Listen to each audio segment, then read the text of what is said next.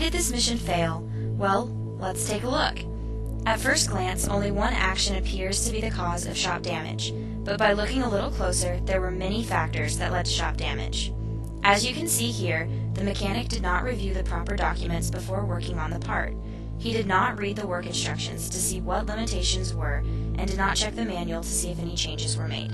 What was the consequence of not doing this? That part's overground by 50 thousandths.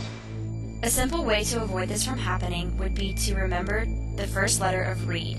R. Review documents.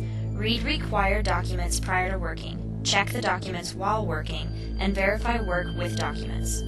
Another factor that may be responsible for the failing of the mission would be distractions.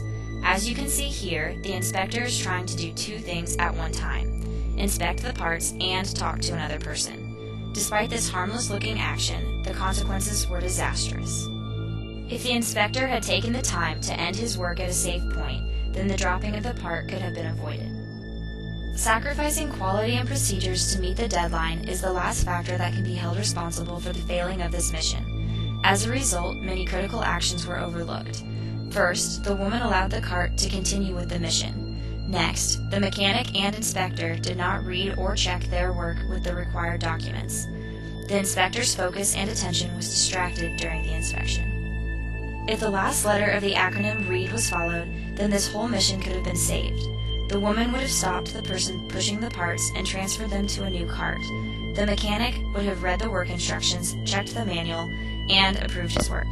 The inspector would have checked the required documents and given full attention to the parts.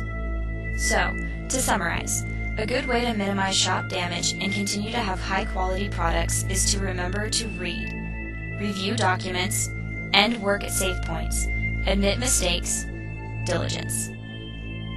Now your mission is to carry on and maintain your hard work and effort. The fate of GE is in your hands.